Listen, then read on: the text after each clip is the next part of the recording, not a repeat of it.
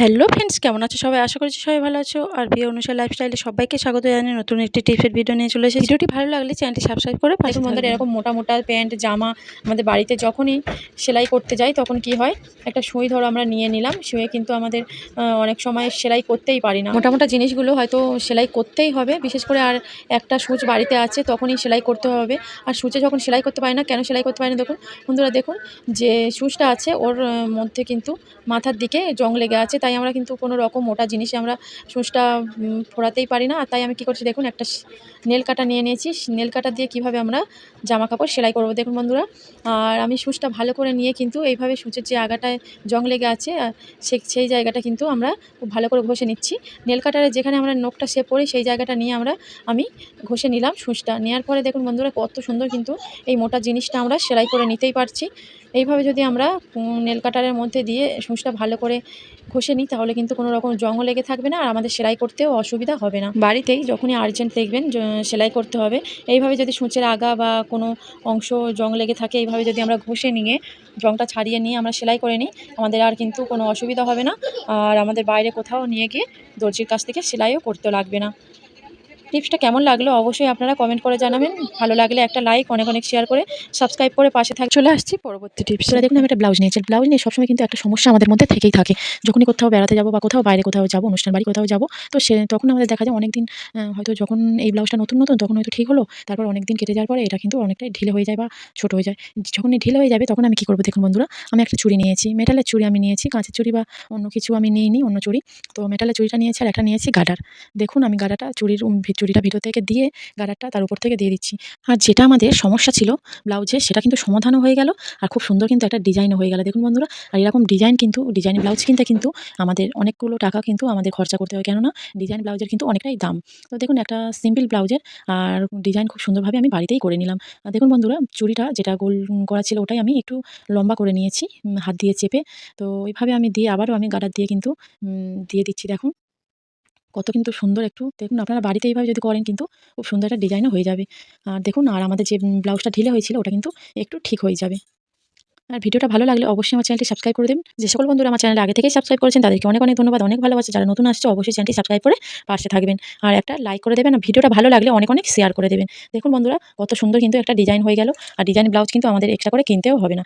চলে আসছি পরবর্তী টিপস। আর দেখুন বন্ধুরা, গ্যাস কিন্তু প্রতিদিনের কাজে আমাদের লাগে। যেকোনো না কিছু রান্না আমাদের কিন্তু গ্যাসের মধ্যেই করতে হয়। আর আমাদের রান্নাঘরে গ্যাস সিলিন্ডারটা যেখানেই থাকে না কেন, গ্যাস সিলিন্ডারটা যে ভিতরে যে এই অংশটা কিন্তু অনেকটাই স্যাঁতস্যাঁতে হয়ে থাকে।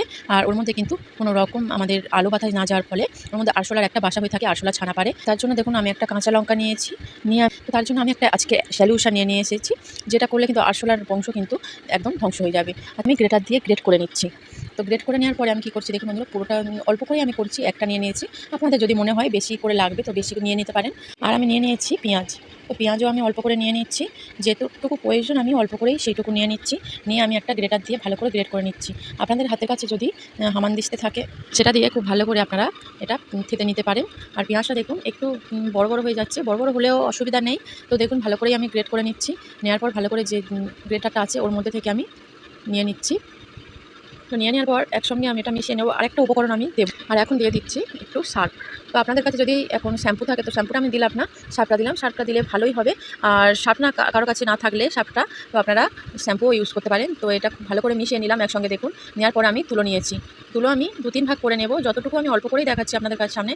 তো নিয়ে আমি কী করছি দেখুন, সলিউশনটা খুব ভালো করে কিন্তু মিশিয়ে নিচ্ছি তুলোর মধ্যে। তো মিশিয়ে নেওয়ার পর আমি এখন কী করব বন্ধুরা, ভিডিওটা পুরো দেখতে থাকুন। আর ভিডিওটা ভালো লাগলে অবশ্যই একটা লাইক, অনেক অনেক শেয়ার করে দেবেন। ভালো করে তুলোর মধ্যে কটা মিশিয়ে নিয়েছি। নেওয়ার পর দেখুন বন্ধুরা, যে সিলিন্ডারের নিচের দিকে যে ফাঁকটা আছে ওর মধ্যে থেকে আমি দিয়ে দিলাম। দেওয়ার ফলে কী হবে, এর মধ্যে কিন্তু কোনো রকম আরশোলা যদিও বা থাকে, তারা যেহেতু এই সলিউশনটার মধ্যে কাঁচা লঙ্কা আছে, যেহেতু ঝাল আর সাপটাও আছে, এটা খেলেই কিন্তু মারা যাবে। আর এইভাবে যদি আপনারা দিয়ে থাকেন রান্নাঘরে কিন্তু কোনো রকম আরশোলার উপদ্রব আপনারা দেখতেও পাবেন না। আপনারা যেখানে যেখানে দেখবেন যে আরশোলা বেশি বেশি দেখা যাচ্ছে বা আরশোলা ছানা পারছে, সেখানে এই সলিউশনটা তৈরি করে দেবেন। দেখবেন আরশোলার ধারে কাছে কিন্তু আপনার রান্নাঘরে বলুন আর ঘরের কোথাও বলুন, সেখানে কিন্তু আর আসা যাওয়া করবে না, সব মারা পড়েই যাবে। চলে আসছি পরবর্তী টিপস। বন্ধুরা দেখুন, আজকে যে টিপসটা শেয়ার করবো, আমরা তো প্রত্যেকেই লিকুইড সিঁদুর পরতে এখন পছন্দ করি। কিন্তু এটা কিন্তু বাজার থেকে অনেক দাম দিয়ে আমাদের কিনে নিতে হয়। তাই আমি বাড়ি আপনাদের দেখাবো কি দিয়ে আমি লিকুইড সিঁদুর তৈরি করব।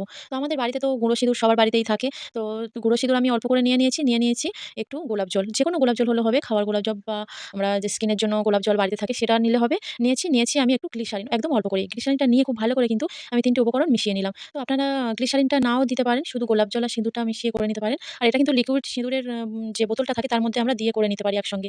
এক্সট্রা কোনো পাত্রে আমাদের করার দরকার নেই। আমি আপনাদের শুধুমাত্র দেখানোর জন্য আমি শুধু একটা পাত্রের মধ্যে নিয়ে করে দেখাচ্ছি। তো দেখুন কতটা সুন্দর হয়েছে, আমি হাতে দিয়ে দেখিয়ে দিলাম। তো আমরা যদি বাজার থেকে কিনতে যাই অনেক দাম দিয়ে কিন্তু এটা কিনতে হয়। আর অনেকটাই টাকা খরচা হয়ে থাকে। কিন্তু আমাদের বাড়িতে যদি খুবই অল্প উপকরণ দিয়ে খুব কম খরচায় যদি এটা তৈরি করে নিতে পারি তাহলে কিন্তু আমাদের অনেকটাই টাকা বেঁচে যাবে। তো টিপসটা অবশ্যই বাড়িতে আপনারা চলে আসছি পরবর্তী টিপসে। দেখুন বন্ধুরা, আমি বটি নিয়েছি আর একটা আমি নিয়েছি কাঁচি। আর এরকম কাঁচি বা বটি কিন্তু আমাদের সবার বাড়িতেই থাকে। আর এই বটিগুলো আমরা কিন্তু অনেকদিন ধরে যখনই দেখা যায় যে সবজি বা মাছ এগুলো ফল এগুলো কাটতে অনেকদিন সময় ধরে কাটতে এগুলো কিন্তু জং লেগে যায়, বটিতে ধারও একদমই কমে যায়। আর তারপর কিন্তু আমাদের একদমই কাটতে একদম ভালো লাগে না। বাড়িতেই আমরা ছুরি বা বটি এইভাবে কাঁচি এইভাবে কিন্তু আমরা ধার করে নিতেই পারি খুব সহজে। দেখুন বন্ধুরা, আমি দিয়ে দিয়েছি অল্প করে খাওয়ার লবণ। যে লবণটা আমরা খাই সেই লবণ দিয়েছি আর নিয়ে নিয়েছি সিরিজ কাগজ। লোহা পরিষ্কার করতে যে সিরিজ কাগজগুলো লাগে সেটাই আমি নিয়ে নিয়েছি। সিরিজ কাগজ দিয়ে ঘষে নিলে এইভাবে কিন্তু লবণ দিয়ে আর সিরিজ কাগজ দিয়ে ঘষে নিলে কি হবে বন্ধুরা, অনেকদিন ধরে কাটতে যে ধারটা চলে যায় এই ধারটা কিন্তু ফিরে আসবে এই লবণ আর সিরিজ কাগজ দিয়ে ঘষার ফলে। আর অবশ্যই কিন্তু এইভাবে যখনই আপনাদের দেখবেন যে ধার চলে গেছে ছুরি বা বটিতে বা কাঁচিতে, এইভাবে যদি আপনারা বাড়িতে এইভাবে করে নেন তাহলে কিন্তু আপনাদের বাজারেও যেতে হবে না আর কোনো রকম কিন্তু আমাদের টাকাও খরচা হবে না। দেখুন বন্ধুরা, একদিকটা হয়ে গেছে আরেক দিকটা আমি নিয়ে নিচ্ছি। এটা যদি এরকমভাবে আমরা ১ মিনিট ধরে এরকম ঘষে নিই খুব সহজে কিন্তু একদম জংটা চলে যাবে আর বটিটাতে কিন্তু খুব সুন্দর ধার চলে আসবে। দেখুন বন্ধুরা, আমি কীভাবে ঘষছি, একটু সাবধানে কিন্তু ঘষে নিতে হবে, কেননা এই বটি তো যেহেতু একটু অসাবধানতা হওয়ার ফলে কিন্তু আমাদের এটা হাত কেটে যেতে পারে। আর ১ মিনিট ধরে আমার ঘষা হয়ে গেছে বটিটা, আর আমি কাঁচিটা নিয়ে নিচ্ছি। আর দেখুন কতটা নোংরা কিন্তু বেরিয়েছে। দেখুন বন্ধুরা, কাঁচিটা থেকে বা বটিটা থেকে ঘষার পরে লবণটা বুঝতেই পারছেন আপনারা। আর জল দিয়ে কিন্তু আপনারা করবেন না, জল দিলে কী হবে, লবণটা গলে যাবে, তখন কিন্তু আর ভালোভাবে পরিষ্কার হবে না। আর পরিষ্কার করে নিয়েছি খুব সুন্দর করে। এখন আমি দেখিয়ে দিচ্ছি ছুরি আর বটিটা কতটা পরিষ্কার হয়েছে। আর দেখুন একদম কিন্তু পরিষ্কার, অনেকটাই কিন্তু পরিষ্কার হয়ে গেছে, জংটা উঠে গেছে আর অনেকটা ধারও চলে এসেছে। আপনারা বাড়িতে করলে এইভাবে আপনারা বুঝতে পারবেন বটিতে বা কাঁচিতে কতটা সুন্দর ধার চলে এসেছে। আর দেখুন একদম কিন্তু জায়গাটা একদমই ধার চলে এসেছে আর অনেকটা কিন্তু পরিষ্কার হয়ে গেছে। এইভাবে আপনারা বাড়িতে অবশ্যই অ্যাপ্লাই করবেন এই টিপসটা। বাজারে গিয়ে আপনাদের ধার করতে লাগবে না আর অনেকটা টাকাও খরচ করতে আপনাদের হবে না। ঘরে বসেই আপনারা খুব ভালো করে পরিষ্কার করে নেবেন আর ধারও করে নিতে পারেন বটি, ছুরি, কাঁচি। চলে আসছি পরবর্তী টিপস। আর দেখুন বন্ধুরা, আমি রসুন নিয়েছি আর রান্নার সময় প্রায় রান্নায় কিন্তু আমাদের রসুনটা দিতে লাগে। আর যখনই আমাদের অনেক রসুন ছাড়াতে হয় এইভাবে, তখন কিন্তু আমাদের নোকে অনেকটাই ব্যথা লাগে। যেহেতু নোক যে রসুনটা আমরা ছাড়াবো সেই রসুনে কিন্তু মুখ যেখান থেকে ছাড়াবো খোসাটা সেখানে মুখটা কিন্তু অনেকটাই শক্ত হয়ে থাকে। তাই দেখুন বন্ধুরা, আমি কিভাবে ছাড়িয়ে নিলে আমাদের কিন্তু নখেও ব্যথা হবে না আর কোনো রকম আমাদের কষ্টও হবে না। আর দেখুন বন্ধুরা, আমি একটা কাঁটা চামচ নিয়েছি। আর কাঁটা চামচ কিন্তু আমাদের সবার বাড়িতেই থাকে। আর কাঁটা চামচের মধ্যে কিন্তু আমি কয়েকটা রসুন দেখুন এইভাবে নিয়ে নিয়েছি। আরও কিন্তু কয়েকটা নেওয়া যাবে। আমি জাস্ট আপনাদের দেখানোর জন্য সুবিধার্থে সেই কটা আমি নিয়ে নিয়েছি। নিয়ে দেখুন আমি গ্যাসের মধ্যে যখনই আমরা রান্না করি তখন কী হয়, গ্যাসের যে নিচটা দেখুন ফাঁকা হয়ে থাকে, সেখানে আমি দিয়ে দিয়েছি। একটা চামচ দিয়ে কিন্তু আমরা অনেক রসুন আমরা এইভাবে ছাড়িয়ে নিতে পারবো। এইভাবে যদি আমরা আগুনের মধ্যে দিয়ে একটু পুড়ে যাবে, রসুনের খোসাটা পুড়ে যাবে, রসুনটা কিন্তু ভিতরে একদমই ভালো থাকবে। আর দেখুন বন্ধুরা, মুখটা কিন্তু খুব ভালো করে আমি পুড়িয়ে নিয়েছি। মুখটা পুড়িয়ে নেওয়ার ফলে কিন্তু একদমই নরম হয়ে যাবে আমার যে রসুনটা আছে। নরম হয়ে যাওয়ার পরে কিন্তু একদমই আমাদের খুব সহজেই আমরা এই রসুনগুলো ছাড়িয়ে নিতে পারবো, নখে কোনো রকম ব্যথা লাগবে না। দেখুন একদম কিন্তু খুব সহজেই তাড়াতাড়ি আমরা এই রসুনটা দেখুন ছাড়িয়ে নিচ্ছি কত সহজেই। এইভাবে আমরা কিন্তু কিলো রসুন আমরা ছাড়িয়ে নিতেই পারি। আমি চামচ দিয়ে আগুনের মধ্যে ধরে দেখিয়ে দিলাম। আর আপনারা চাইলে কোনো কড়াই বা কোনো সসপ্যানে আপনারা এইভাবে কিন্তু একটু গরমে আগুনের মধ্যে দিলেই কিন্তু সহজেই এই রসুনটা ছেড়ে যাবে। ভিডিওটা এই পর্যন্ত রাখছি। যে যেখানে আছেন ভালো থাকবেন, সুস্থ থাকবেন।